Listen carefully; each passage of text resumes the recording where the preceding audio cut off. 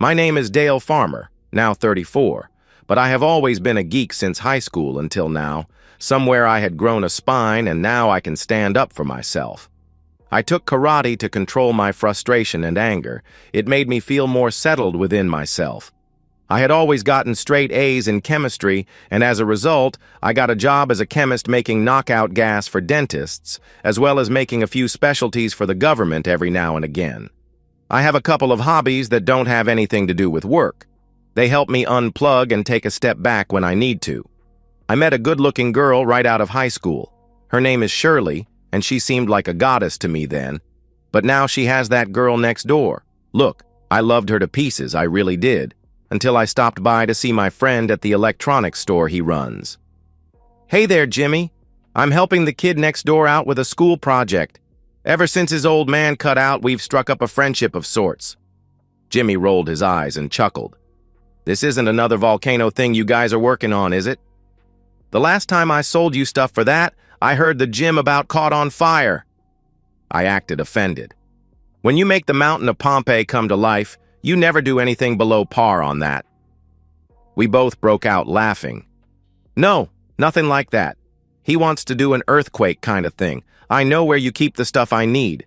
But I think if we put some small cameras inside, he can show how it works below ground as well as on top. So show me what you got and I'll be right back." I picked out what I needed, and a few things I didn't, then headed back to the counter. "Okay, Jim, show me what you got." "We have the usual cameras and crap, but I want to show you this." It was like a small cone shape with a wire hanging out on the small end. It was half an inch long in total length. They run on those small hearing aid batteries, but the picture they take is out of this world for both sharp, clear pictures. And you can set it up for panoramic shots as well. But the best thing is, they can record the video for 72 hours before you need to change the battery. The wire out the back sends it to any monitor, TV screen, or computer with no problem. He could almost hear the gears turning inside my head. "Tell you what I'll do. I will throw in a 5-pack of the video pens we just got in. We haven't tried them out yet, so you'll be our test dummy. What do you think?" "You drive a hard bargain." I stuck out my hand. "You got a deal." He showed me how to activate the pen cams as well as the cone cams. He put it all in a box and I took off to make Brian's day. I got home a couple of hours before Shirley. I played with the cameras for a while, linking them to my computer like the instructions said, and then spent the next 30 minutes playing with the zoom and adjusting the lens to see how the video came out. "Okay, I'll come clean." I put one on the top of my dresser and then jumped up and down on the bed for a minute. Then I put the rest of the stuff on the end of the dresser until Brian and I could install them in his project. It was Thursday, and Brain and I could only do it Saturday afternoon. I left everything there and went downstairs to start dinner. Shirley came in an hour later. She didn't look too happy. "You cooked dinner, bless you." Then she gave me a peck on the cheek while I tended to the salmon on the stove. "I'll take a shower and be back down to help." Sounds like somebody had a bad day. "Can we talk about it after dinner?" "I just want to get a shower and relax with a glass of wine." She sighed. "Well, hurry up. I will be done soon and cold salmon doesn't taste good." She gave me a smile and a kiss. When she came back down, I had already plated the salmon. I received a call from work and was talking on the phone to the CEO of the plant. "Come on, Jerry. You know I only get to have a half-day Saturday and all-day Sunday off. Why don't you call Terry or Jeff to cover the demo? They know as much as I do about it. They'll do just fine." I looked over at Shirley with that "I can't get out of it" look. Yeah, I understand." Then I ended the call. "Well, it looks like us going out for dinner Saturday night isn't happening. We have a demonstration for a government group, and Jerry made it clear that he wants me to take the lead on it. Heck, it's so simple that Ernie the janitor could do it with no problems. He keeps me on call and lets the other guys slide. In the past month, he's pulled this crap so often that we've only had one weekend to ourselves. I'm putting out feelers for another job. I know we've known Jerry and Samantha going on 8 years now, but I'm tired of him pulling this stuff all the time." Shirley choked on her drink of wine. "You can't do that, honey. Nobody will pay you as much as Jerry does. Besides, who would let you get away with working on your hobbies on company time? Dale, baby, let me call Samantha and see if she could get him to lighten up on you. Just don't do anything crazy until I talk to her, okay? I guess. But don't take too long or I'll just quit and walk out on him. I'm tired of getting the shaft all the time. Being so upset at the time, my mind didn't understand how she knew that I worked on some of my projects at work. The next morning, I wanted to call the guys up and tell them to finish up all the old projects because I wanted us to try something new. I came out of the shower and dried off. I picked up the house phone and got the shock of my life. You know how much I love being with you, but if you don't back off a bit, he will quit his job and walk out. With what he knows about chemistry and understands how to mix them safely, he won't have any problem getting a better job. He'll be here all the time, and that will stop our little get-togethers because we can't have them with him here. She sighed. In a year or two, when he gets his big promotion, I'll take him to the cleaners in the divorce. Then a couple of months later, you can kick that woman Samantha to the curb. Then we can have her arrested after we plant the evidence, and then we're home free. He's so smart but so dumb. If he hasn't caught us in the past 4 years, he never will. I want to be sick when I have to play the friend act with him. I should have had him eliminated instead of telling you of the plan. You blew it up into something from a crime novel. We would already have the monies coming in from his patents and living on a beach in Aruba. But you wanted it all before leaving. I just wanted you. You want all the money instead. You just put me and our relationship on the back burner until you want to play with it again, Jerry said. That's not true, lover. I'll show you how much on Saturday after he leaves for work. He's due to come down the stairs expecting me to have his breakfast ready. Just keep thinking Saturday. Then she hung up. Honey, you're going to be late, so hurry it up, she yelled up the stairs. I shook myself awake. Then I put down the receiver in my hand slowly. Then, hardly noticing it, I finished getting dressed and went downstairs. She put 2 eggs and 2 slices of bread along with a couple of pre-cooked sausage links on a plate, setting it in front of my chair. Then she poured some coffee into a mug and set it beside the plate.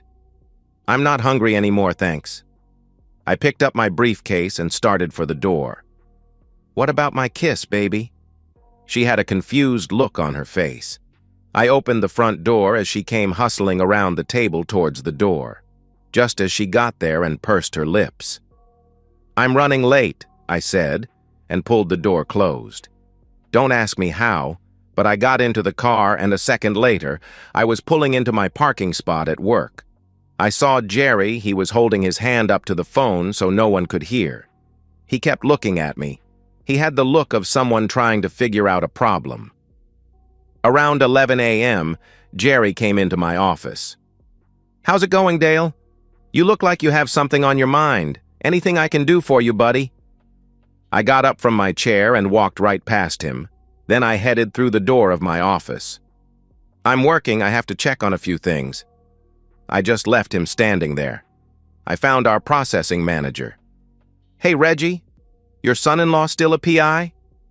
Yeah, he's still working at it. Hopes he'll get a solid case so he can play in the big leagues. He looked me in the face. You look like you want some help with a problem, Dale. He wrote down his address. I'll give him a call and let him know you're coming. Anything else? No, my friend. Just getting my ducks in their proper rows if I need them. I leaned in closer. Keep your head down when it gets nasty here. I gave him a pat on the shoulder, then walked away. Reggie and I had known each other since the 7th grade. He knew something was going to happen here, and it was going to be big. He knew I never did anything half-heartedly. I walked back up to my office and grabbed my jacket. I told my secretary that I might be a bit late coming back from lunch. You never take a long lunch. You always come back 10 minutes early. So spill the beans, Dale. You know I care about you. Heck, I always had your back. Lisa, now isn't the time to talk. But can I give you 2 things to think about? First, how much do you value your job here? The second is, do you have the courage to walk out of here with just your own, with just your confidence that you will find one shortly after walking out? I leaned in close. There's a storm coming, and I worry that you might be found guilty by association. I've got your back as well. Think about it and then give me your answer by the end of the day, okay? I walked out for lunch knowing she was giving me a thoughtful stare. First, I drove to the bank and got everything ready to go. It helped that Skylar had a son who I had also helped out as well, and we became very close friends. I went to a lawyer who was recommended by a friend for the divorce. I spent a half hour there first telling him what I wanted to be done, which took 10 minutes. The other 20 minutes were giving him tips on how to brew better beer. He had pictures of him brewing, all over his office wall. The last thing I did was to stop by HR so I could give them my new account info, how much to send my investment counselor, and how my 401k was going to be divided up and sent to the right places I had indicated. After all that was taken care of, I ran across the street and ordered 2 sandwiches with fries and a couple of sodas. Then I took the elevator up to my office. As I walked up to Lisa, 1 ham and cheese with extra mayo and fries. Then I pulled a can of her favorite soda out of my jacket pocket. I would let that settle down a minute before opening it. Then I went into my office and got ready to eat my roast beef sandwich with extra horsey sauce and extra cheese. I had a side cup of mayo to dip my fries in. Jerry came into my office and focused on a handful of paperwork, rattling off what he wanted me to do to fix a screw-up, probably his making, and then he looked up at me. "What are you doing?" "Eating my lunch, if you want to know." I mumbled with a mouthful of food. "Eating your lunch?" he asked. "Yes, it's the meal in between breakfast and dinner. I thought everybody had a leg up knowing that." "Well, it won't be the last time I was proven wrong." Then I took another bite. I saw Lisa walking toward the doorway of my office, then put her hand over her mouth, trying to stifle her laughing, and turned back to her desk. "I need you to drive to El Donde. They have a chemical spill and the board wants our best man on the cleanup crew. You are going to have to leave Friday night and you should be back by early Tuesday evening. They've already set you up with a place to sleep and keep your receipts for your meals so the company can reimburse you." He spits the nonsense rather well now. "Fine by me, bud." I stood and grabbed my jacket. "Where are you going?" "You still have to set up the event for the government.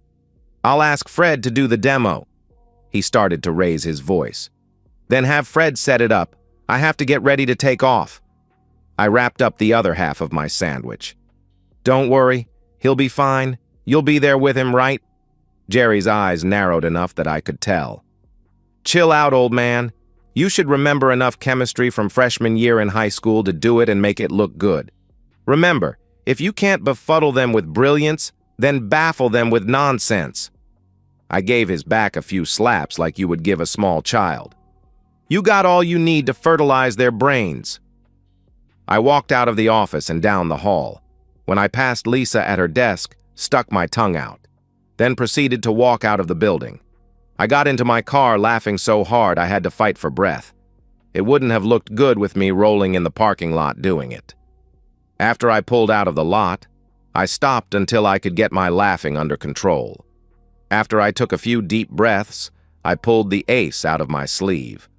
I pulled up my contacts and found the number I needed, then pressed the call button. "Mrs. Adler? My name is Dale Farmer. Remember me? I saved your chiffon dress by getting that chocolate stain out at the Christmas party." "Why, yes, Dale. I remember you. I called you Mr. Science the rest of the night. Thank you again for that. I wore the same dress at our niece's wedding a month later, and it still looked excellent. So what can I do for you, my boy? Are you calling me to call your marker in while my husband is still at work?" Then she laughed that stunning laugh she had. I knew she was joking. Both she and her husband liked to banter back and forth like that. "Mrs. Adler, it's funny that you should mention your husband. I would like to take you both to dinner tonight, if that be all right." "Why, sure, that would be lovely," she said. "I will call Harrison now to let him know. Where should we meet you for dinner?"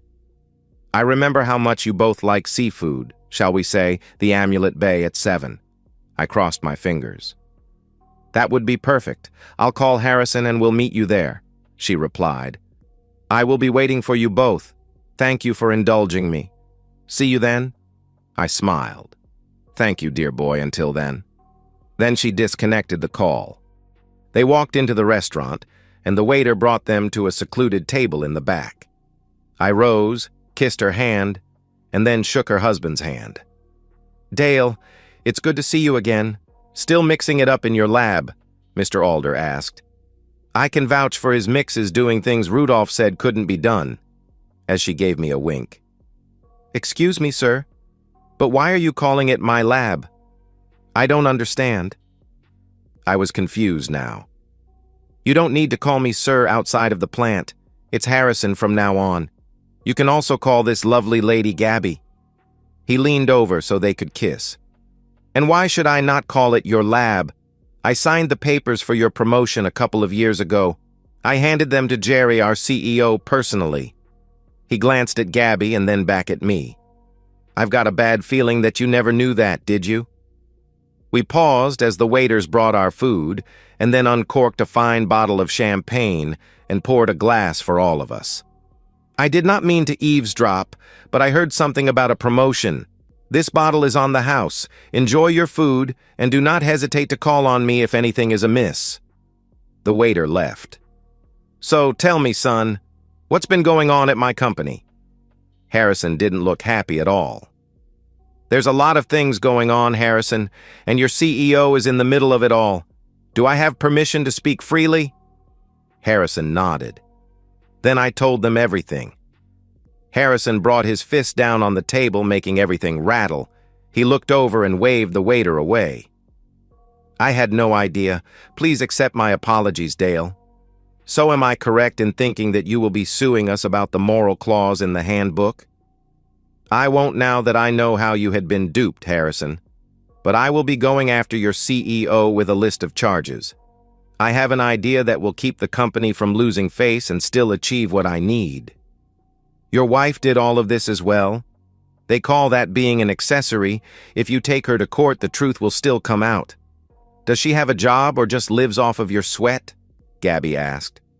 "She is up for a seat on the board of Robinson's Fashions. I believe that's where the rich go shopping for clothing nowadays," I replied. Then I stood up and refilled everyone's glasses. I caught Harrison's sideways glance at his wife. "You don't say? I know someone who works there. I could say a word or two to help your cause if you would like." Gabby smiled.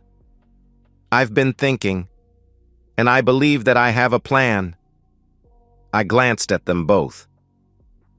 An hour later, we left the restaurant. Both Gabby and Harrison had a smile on their faces.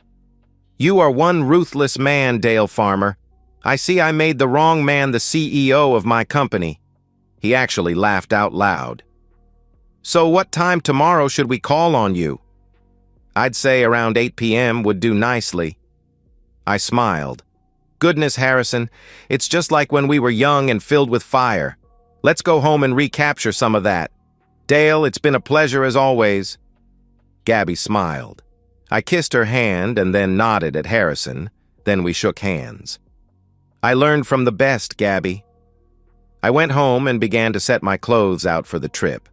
Shirley just looked at me. I walked right by her without any type of kiss for coming home. "I made dinner.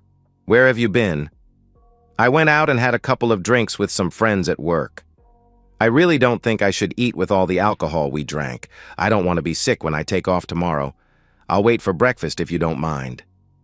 "Which friends? Did Jerry get drunk too?" she asked pointedly. "I don't remember seeing Jerry there. He must have not been invited to go with us or something like that. I better get some sleep. I have an early day tomorrow." I took off my clothes, slipped into some pajama pants, and laid down on the bed. Of course, when Shirley got done taking care of things, she came into the bedroom to find me sleeping. Not. She laid down and didn't try to spoon with me. All she did was turn away and start texting on her phone. I was up early to greet the morning. I had felt better than I had in years. So I went down to start the coffee.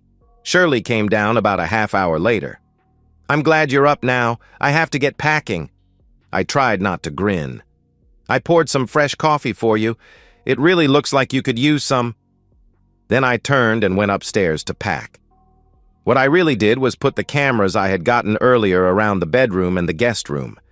As I came downstairs again, I asked Shirley, "Do you know where we put the little black suitcase?" I'm only going to be gone a few days and I don't want to take a lot, maybe the front closet. She was still reading texts on her phone while I finished up putting those pen cameras all over the place. One for the front door, one for the back door, one covering the living room, and the last two in what she called the parlor. Darn! We must have put it in the basement. So off I went down the stairs and picked up the suitcase I put down there earlier. I plugged in a new computer, then turned it on and opened all the files needed to access all the cameras, so whatever they caught would stream as well as being sent to a new cloud account I had made. I double-checked everything and then hid the laptop between the floor and the ceiling. I came up the stairs. "Found it!" I said loudly as I passed behind Shirley. She jumped so badly she almost fell off the chair. Her phone went sliding across the floor. I put a bunch of dirty clothes in it as well as a couple of heavy blankets. I had to sit on the darn thing to get it closed. It was about 2 p.m. when I got ready to leave. I said goodbye to Shirley. She didn't even move. So I walked over and gave her a kiss on the top of her head and told her, "Bye, see you later," and I'll be darned. There went her phone again. I walked out the door, got into my car, and drove off. I went to a sports bar across town, far from anyone who was involved in this. They served some fantastic double cheeseburgers. I'll have to keep that in mind for later. After a couple of beers and watching how the customers really get into a soccer game, boy, they really do. Some get more violent than others. It was about 5:15 p.m. when I pulled up the streaming coming from my house. I wasn't gone for 2 hours. There was a line of clothes starting at the front door and ending halfway up the stairs.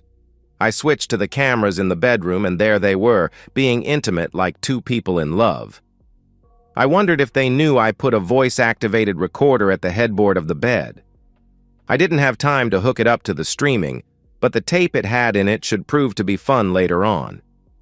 I zoomed in on the nightstand and saw their little blue and pink pills. I went home and let myself in the front door very quietly.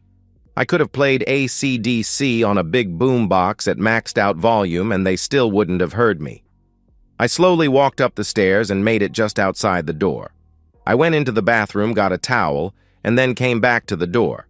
I put on my mask and then pulled the pins on a couple of canisters I made in my lab, setting them inside the bedroom, and quietly closed the door and put the towel down in front of it so the gas would stay in the room. About 20 minutes later, there wasn't a sound coming from inside the room.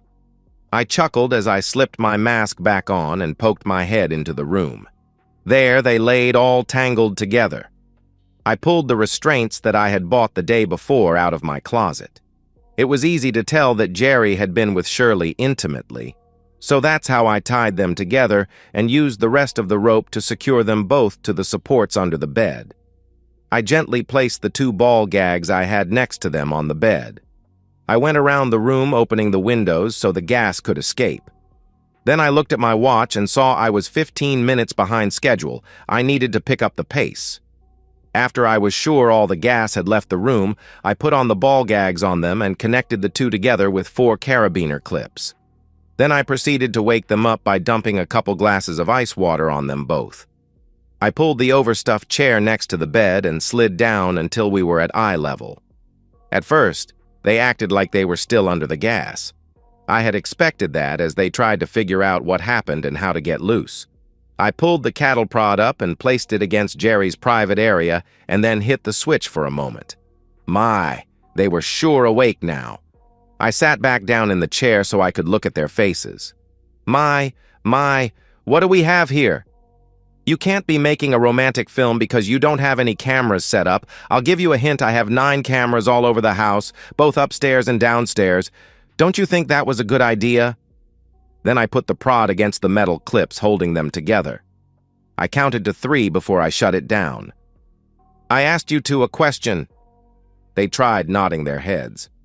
For 4 years you 2 have been cheating behind my back, so it's time I got some payback, don't you think? I walked to the foot of the bed and placed the cattle prod on Jerry's sensitive area. I held the switch all the way down as I counted to 5 out loud, and then I calmly said, "I don't see Shirley's sensitive area. I guess I have to use another target instead." And I slid it up her private area and pushed it all the way inside. There you go. I like this alternate target. The results should be electrifying. Wouldn't you agree? I heard her trying to scream around her gag as I slowly began to move it in and out. I let her scream for a few moments. Then stick that sensitive area of yours out into the open, or I'll just hit the switch right now. She knew what she had to do to save her private area, so she raised it up. I counted to 6 because she made me wait. I knew those marks on their sensitive areas would be carried for their lifetime. I'm feeling generous, so I'll put the cattle prod away. I wiped my prints off with Jerry's red silk boxers, laughing all the time. Then I slid it into her dresser drawer.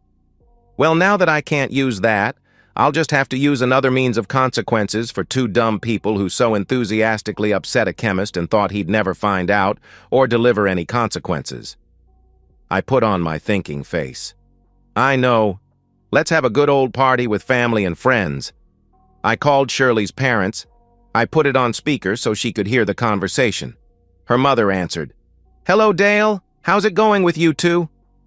Not good, Mom. Shirley isn't feeling too good and I have to leave on a business trip. Could you and Dad go over and see how she's doing? She's not answering her phone and I'm worried. Why, sure, honey. Dad and I were going to watch some TV, but we'll head over in about 10 minutes, and then we'll call you to let you know how she's getting along, okay? That would be great. Thank you, Mom. Just give me a call. I was grinning my head off. 1 down. Who should be next? I've got it. I called a second number. Samantha, how are you doing, darling? Say, could you come over? Jerry's here, but he's not looking so good. Maybe you could help me with him. I smiled and gave Jerry a wink. Okay, Dale. Just keep him there until I get there. She sounded concerned. You don't deserve someone like her, Jerry. She's way too good for the likes of you. Time she found out. Who's our next caller?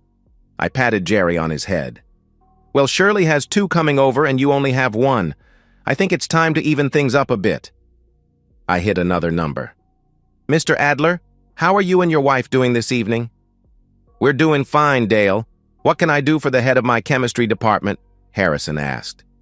Well, I know it's kinda late, but Jerry's over here and Samantha is on her way over. So Shirley and I thought you'd like to come over to the house and have a small cocktail party. Would you like to come over? I believe we could do that. It's been so long since the wife and I did anything like that. Count us in. We'll be on our way shortly, he said. Thank you for coming, Mr. Alder. We're looking forward to seeing you two soon. Give your wife my best. Thanks for the invite, Dale. We'll be there soon, he replied. I looked Shirley in the eyes. Isn't this fun, Snookums? All our rowdy friends are coming over tonight. All she could do was lay there with tears running down her face. It's too late for tears, cheater. 4 years too late. Then I acted like I had forgotten something. I know. I'm the only one without a date to this prom. We have to change that, don't we? I hit the last number I was going to call for the party. Hello? Lisa, my darling. There's a party going on at my house tonight, and I could only think of you as the most deserving person I know that I would care to invite. Please say you'll come. Dale, are you asking me out? Lisa asked. Lisa, the Alders are coming. Both sets of our parents are coming. Even Jerry and Samantha will be here, but I'll only be happy if you were here with me. So what do you say? You're not drunk or pulling my leg, are you? She sounded a little rushed. I care for you too much to do that to you, honey. This isn't a joke. I'm asking. I sounded serious for the first time tonight. To be honest, I got your address from HR today. I have time to come get you if you don't want to drive. Dale, you can't have my address, I know.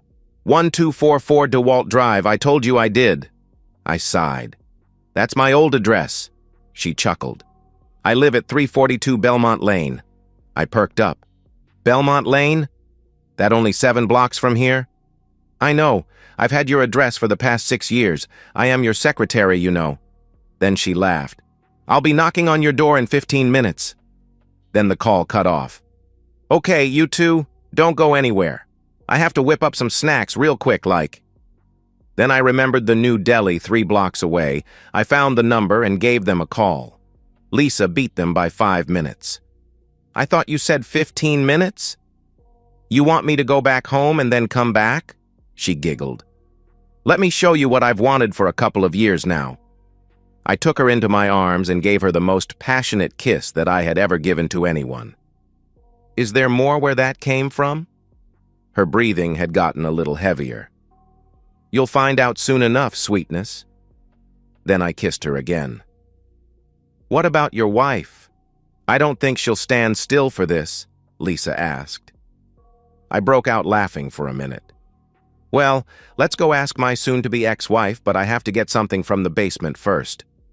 I ran down and retrieved the laptop and set it on the kitchen table. Now let's go ask her. Lisa gave me a look like I was crazy. No, honey. Crazy was what was going on when I came home. Come here a minute. I've got something to show you. Then I opened up the bedroom door. Now that is crazy. She walked around the bed and then bent down to make sure about what she saw. So how did all this happen? I went out for dinner and then came back knowing her and her lover would be together on our bed. I had made up a couple of canisters of CTR-17 and set them off in the bedroom. They went out like a light. I then secured them as they were for the party tonight, you know, like a centerpiece for the table. Others will be stopping by soon, and I wanted to show off the centerpiece of their infidelity so the others can enjoy it as well. Lisa walked around to Shirley's face. You are one stupid woman. But I want to thank you for throwing Dale away because now I can treat him like he should have been from the beginning. Yep, one dumb person. We need to go downstairs, my love. Our guests should be arriving soon. We have to be good hosts and put out the drinks and snacks for them. I laughed. We can always come back for another visit. They're not going anywhere. As a matter of fact, they will be on display all night long. The first to arrive was her parents. Mom asked, what was I doing here instead of on the business trip? I couldn't take not knowing, so I blew the trip off and ran back here. I left her upstairs in the bedroom just the way I found her. You can go up to see her, you and Dad, but I don't think you're going to like what you see. I looked at her dad. I'll have the whiskey ready when you come back down. I'll get a glass of wine for Mom as well. Then Samantha came running up to the door. Where's Jerry, Dale? I have to check on him. He's upstairs, Sam. I couldn't believe it either, so I left them as I found them. Them? Then she took off upstairs. I had already had their drinks poured when Mom and Dad came downstairs. They just looked at me. I'm sorry, but that was the way I found them when I walked into my own home. Your drinks are on the counter and the snacks are over there as well. Samantha, on the other hand, went off like an army barrage. I never knew she knew so many cuss words. Then I heard a crash. I went to the stairs to see what Sam had done, but she was coming down. Sorry about the lamp, I knocked it over while I was waving my hands around. You got any vodka? Over here, honey. Sorry you had to see all of that, I said. No, Dale. If I hadn't seen it, I wouldn't have believed it. Do you have any scissors? I got her a pair from the drawer. She held up 3 credit cards and cut them all in half and left them on the table. I took all his cash but $20 and left him with only his car key. My brothers are coming over to pick me up while the other drives my car back to the house. They're spending the night in case he shows up. She looked up at me with the saddest eyes. How about a refill, bartender? Mom walked over to me. She's one messed up woman for doing this to you. I'm not stupid enough to ask if you could get over this and take her back. I have to leave and think about if I still have a daughter or not. Goodness, Dale, Dad and I are so sorry that our family messed up you and yours. Not you or Dad's fault. None of this is on you. I gave her one solid hug as she cried on my shirt. Shirley's parents left right after Sam's brothers came by to pick her up. My mom and dad came next. They went upstairs. Mom came back down after a few minutes and I gave her a glass of wine. I heard a loud sound and went up to see what was going on. Dad walked out of the bedroom massaging his right hand. I just smacked him a little and the punk passed out on me. I'm going down to see your mother. I walked in and took a look. The whole right side of Jerry's face was already turning black. He was out cold. Then a sour smell got my attention. Urine? They were both covered with it. I went back down and poured a glass of bourbon for my father. I took a few pictures for the family's website. For posterity, you understand.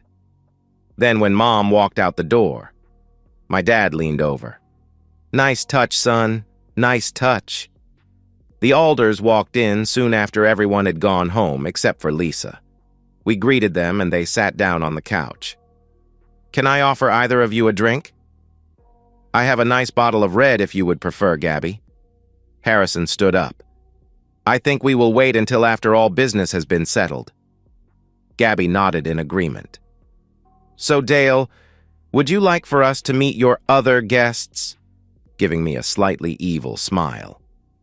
"I would be happy to, Harrison." I couldn't help but let out a small chuckle. "If you both would follow me, I would be happy to introduce the two of you." I led them upstairs to the master bedroom. "Will you look at that, my dear? It seems that I have hired the only CEO in the world who makes house calls." It was obvious that Harrison was planning to enjoy himself with everything going on. I left and got another chair so Harrison could sit next to his wife. "Why, thank you, Dale. You're a gracious host indeed," as he sat down. "Shall we get down to business? Something smells rather unpleasant in here at the moment." "Yes, dear, that would be nice. I do smell a touch of the sewer in here, now that you mention it," Gabby replied politely. Harrison pulled a short stack of papers from his jacket pocket. "Let us begin." He cleared his throat before he began. "Jerry Mathers, the company has evidence of your embezzlement and misappropriation of funds, which you withheld information from one Dale Farmer for 2 years. You had it routed to an offshore bank account. Said account has been frozen, and the money is on its way back to the USA. You also withheld the promotion information from Mr. Farmer while you stole it from him. The board of the company sees that as theft and embezzlement from not only Mr. Farmer, but the company as well. Both sets of charges have been filed in both federal and civil courts. The board sees this as grounds for termination. As I imagine, you're curious as to federal agents stepping in. The FBI has reviewed your offshore banking and found you had broken several laws, including defrauding the bank, as well as wire fraud, and a couple of other charges that they are looking into. Very bad form indeed, Jerry. But I also need to inform you that in the process of helping Mr. Dale Farmer regain his status, you denied him. The board has also filed a civil action against you as well on his behalf. I have one more item of information that I shall leave you with. The so-called golden parachute has been withdrawn by the board and is to be given to a... Sorry, I had the paper right here. Ah, here it is. It will be given to your replacement, Mr. Dale Farmer. The board and I are very disappointed in you and your management skills, so don't look for a letter of recommendation. There is a final piece of business we need to attend to. He waved his hand to his wife. Gabby, the floor is yours. I turned my head to look at Gabby, confused. All I got in return was a very sexy and sly wink. I believe we have talked Jerry's ears off, so I will turn my attention to your soon-to-be ex-wife, Dale. Then she turned her head to look at Shirley. I know you don't know me, so let me introduce myself. My name is Abigail Alders. Does the name ring any bells? Are you sure that you are soon to be sitting on the board of Robinson's Fashion? All Shirley could do was shake her head a little, but enough so she could answer any yes-no questions. Gabby let out a large sigh. In the business world, I am referred to as the owner of Robinson's Fashions. Is it clear enough now? I thought Shirley's eyes were going to fall out of her head. Even I had no idea. After hearing of your trysts with Jerry here, I had my people look through every dealings you had with my company. They're a very thorough group of people. That's why I hired them. I'll bet you thought you were being sly, didn't you? It did take a while, but they found your 0.25% that you'd set up to make it look like an ordinary tax and attached it to every purchase after you were made manager of your first department with my company so very long ago. My people have found 2 overseas accounts, one in your maiden name and one in your twin sister's name who died 19 years ago. But you made 2 fatal mistakes. You see, I started Robinson's Fashions on my own. I wouldn't even accept any money from my husband or anyone else. I wanted to prove to myself that I could. I know it's a foreign concept to you, but I made it and I protect it viciously. So I know you'll understand when I tell you that because the courts aren't open today, I've had my lawyers work with federal officers to make you a thief on the run and a potential flight risk to another country. It was just a bonus for me when the federal agents added the charge of fleeing from federal officers because you are now a criminal on the run from both federal and local law enforcement officers. As for your second mistake, Gabby snatched Shirley's head as close as possible to her own. Her face was so twisted and red that she looked like a demon from hell itself. Even her voice changed. You messed with what's mine, you stupid woman. Then she straightened up and smoothed out her dress and pushed her hair off of her face. When she turned around to her husband and me, she was again the Gabby everybody knows and loves. If it's all the same to you, Dale, I believe I would like that drink now. And walked past us on the way downstairs. I turned to Harrison, raised my finger pointing the way down the hall, and started to open my mouth. Harrison held up both hands and shook his head as he followed Gabby downstairs without saying anything about it. I quit trying to figure it out. The only fact that I could come up with was, you better not mess with what's Gabby's. We got downstairs. What is everyone drinking? I asked. I'll have a bourbon. I believe Harrison wants the same. Gabby said. Harrison just shook his head in agreement. Lisa and I both had a double whiskey. We tried to keep a certain distance from Gabby. Oh, come on, everyone. I'm sorry my dark side slipped out, but the amount of money we're talking about was close to $2 million. I take that rather personally. What we need to do is figure out how we're going to handle this storm, Harrison said. We have to be careful to not come out of this covered in the same mess as those two upstairs. Don't worry, I said. I'll play the scapegoat for all of this. Lisa walked over to me. I'm not about to let you stand alone, Dale. You might as well face it. We're a couple now. If you're so blind that you can't see that, I'll take you out back and beat you until you do. Gabby looked at her husband and nodded. You're probably going to come out of all this covered in mess, you know that, right? Harrison said as I shook his hand. Then as I gave Gabby a hug, she pulled me in tight. You better not lose her, Dale, she whispered, as she stepped over to Harrison standing by the door. She told us that if we ever needed anything to call them, we nodded. Everyone was still looking worried. Look, my friends, I got this. Heck, I even have a half-baked plan in my head already, so don't look so down, okay? I smiled at them all. Gabby and Harrison smiled and said their farewells. Then I turned to Lisa. Can you drive? She looked at me strange, then nodded her head. Great. I need you to go to the store and buy me a burner phone. Make sure you cover your face so no one can tell what you look like, okay?